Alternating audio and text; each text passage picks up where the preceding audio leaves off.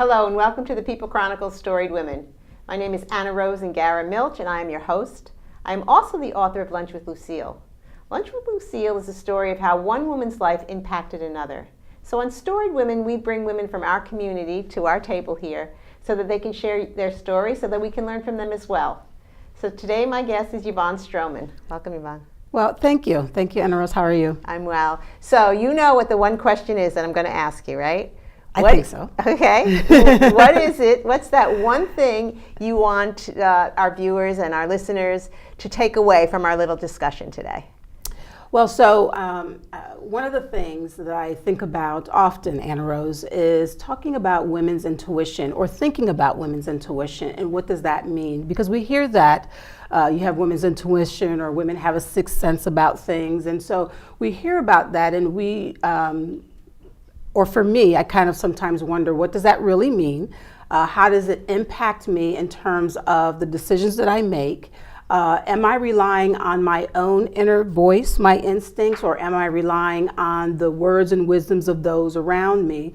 And I think for myself, I can say it's a little bit of both, but more times than not, I don't tap into that inner resource that I have, that women's voice that I have, that I think, it doesn't resonate for me oftentimes, particularly when we're in the crux and busyness of our day, where we're getting up and we're taking care of business, we're going to work, or someone might be taking care of their children or whatever. We're thinking about the next thing, but do we stop long enough to listen to that inner voice that can tell us, beware, be cautious, what's the next right thing to do, how do we take care of ourselves? And so I think, I was thinking about this for Women's History Month that always resonates with me. April is Sexual Violence Awareness Month, and so keeping ourselves safe from harm.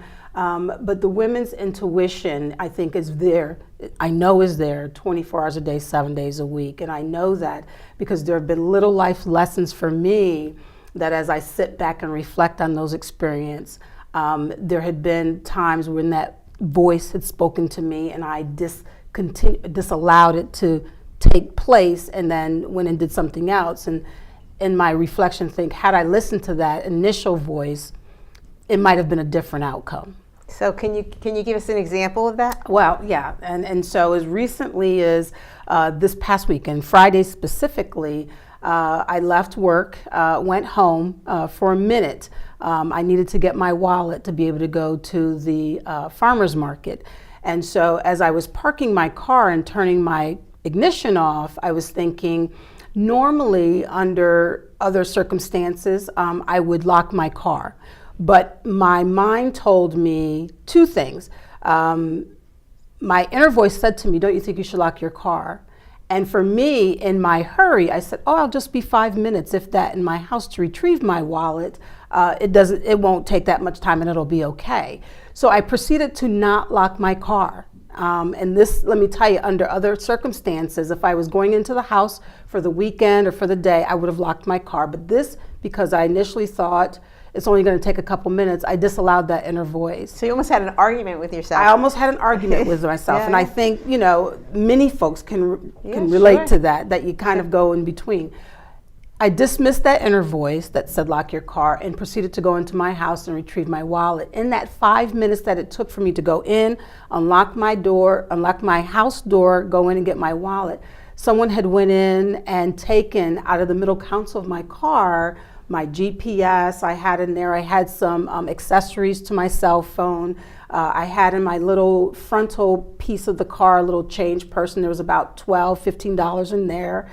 In my glove piece of the side panel of my door were my driving gloves. And so in that 5 minutes, they were able to extract from my car the value of about $75 to $80 worth of stuff that I got initially angry about because I felt violated, of course, and who wouldn't? Yeah, definitely.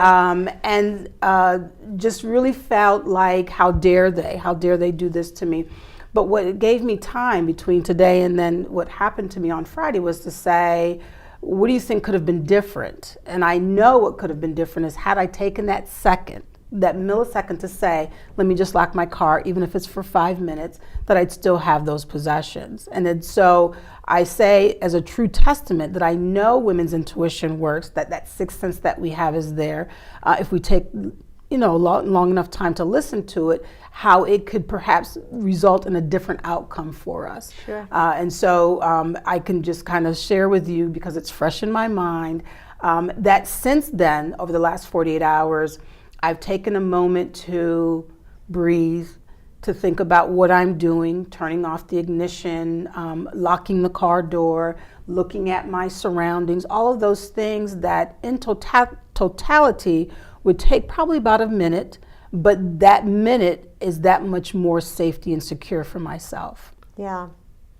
That's a really good lesson that we can learn. Absolutely. A really good lesson that we can learn. Because safety, I think, is paramount to anything. Absolutely. Our safety. Absolutely. Our physical safety in this case, but also our psychological safety, our whole spiritual safety is really protecting us. And I think that's what women's intuition really does, It really does. Yeah. And I don't know if it's a nature and nurture thing about women's intuition, but I think that, when we have our children, we just know we just know for their sake, what Absolutely. I mean? And then when they ask why, it's I just know, because you just know. You just know. You just know what you know, and you go with what you know. And sometimes we allow outer circumstances and outer resources to kind of flip that switch for us and change our mind. But if we stick to what we know best from our own instincts, we're going to be okay. I think, as you say that, about sometimes women who will leave their children in their car just to say they just ran into the donut shop or just ran in for something, and it then be detrimental in terms of the outcome, particularly on a hot day where perhaps a baby has then now died as a result of that. It was the most innocent thing. Yeah. The most innocent thing that you don't necessarily think about, but that inner voice says, let's be safe about this. Let's proceed with caution. Take the baby out, because it would have taken additional maybe 30 seconds to do that, and you'd still have your child. Yeah. And so, allow ourselves to really resonate with the women that we are, within our womanhood and womanness, to be okay with saying, for the next 10 seconds, I'm going to exercise safety and precaution and do what my voice tells me to do. Yeah.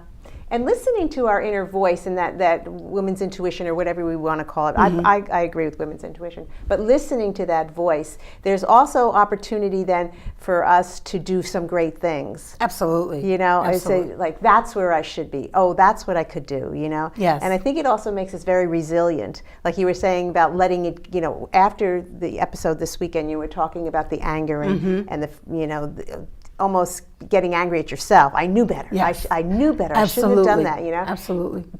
The more I think we do that, though, the more that we can let that go, is how resilient we get. And that inner voice just kind of builds us up and builds our self-confidence. And I got this. Yeah. I understand it now. Particularly when we can process that. Yes. Process the emotions as they occur. So the anger and perhaps some of the fear, because what if they came back, or that type of thing. Yeah. But coming to a point and a conclusion whereby you can say, what have I learned from this? Because I think oftentimes when we get angry, the anger then exacerbates to the point where, well, I'll show you. But what ends up happening, though, is when they say, I'll show you, we end up hurting ourselves even more, because we fail to take the time to say, well, what can I learn from this? And how can we then further proceed with caution?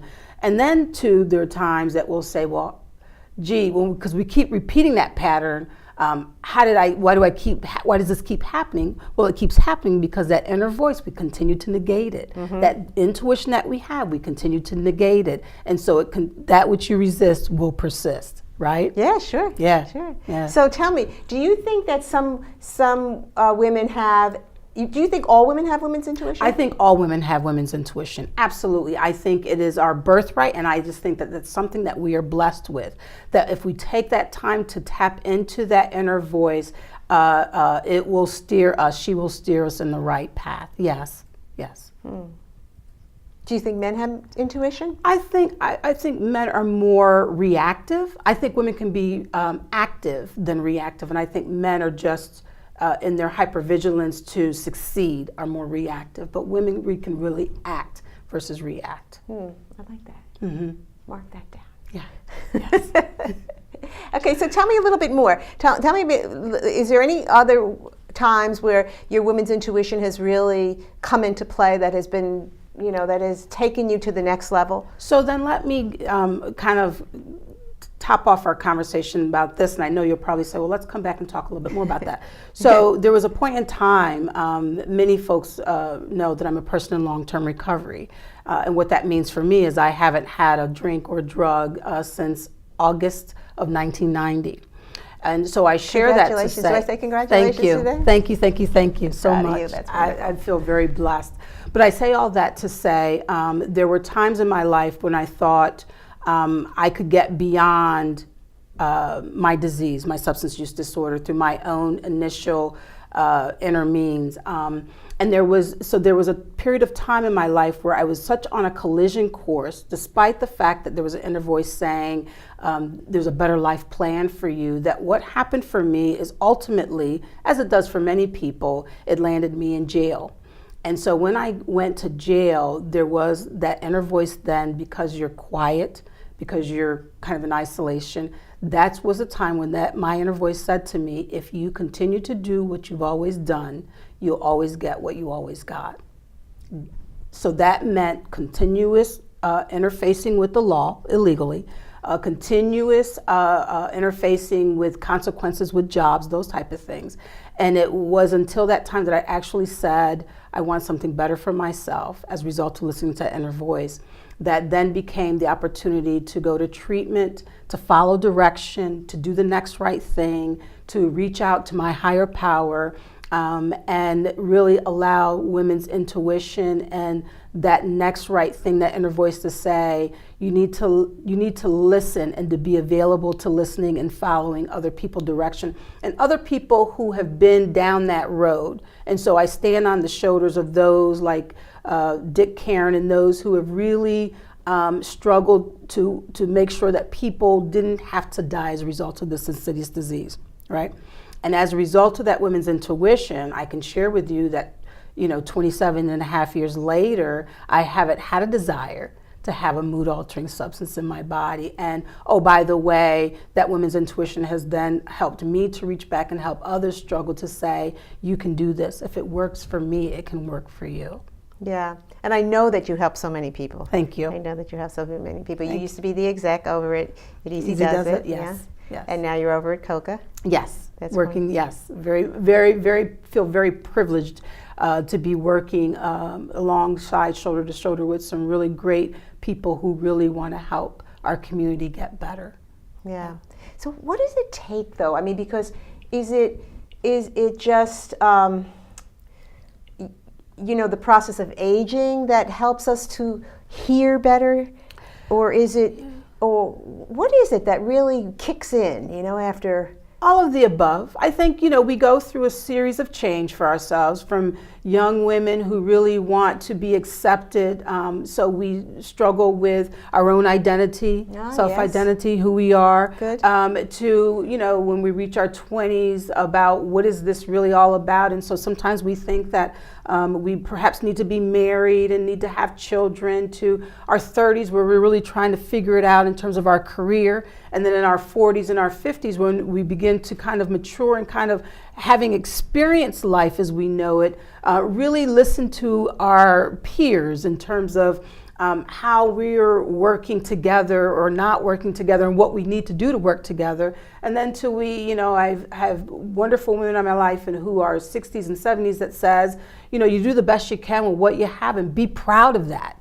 Be proud of that. And so allowing the transition of womanhood to just really extend and expound upon ourselves, and ultimately then finding that inner voice that says, you're okay and you're good enough. You are. Thank you. You truly are, Yvonne, and I appreciate you coming in and speak with us and reminding every woman out there to listen to your tuition. Absolutely. Listen to your women's intuition. It was given you as a gift, and we should really take it to heart. Absolutely. Thank you, Yvonne, and thank you for listening. Thank you for following Storied Women on the People Chronicles. Please subscribe to our YouTube channel, The People Chronicles, and you won't miss any stories. These stories are made possible in part by Spring Ridge Financial, Heidelberg Restaurant, Queen City Restaurant, and P.J. Williams.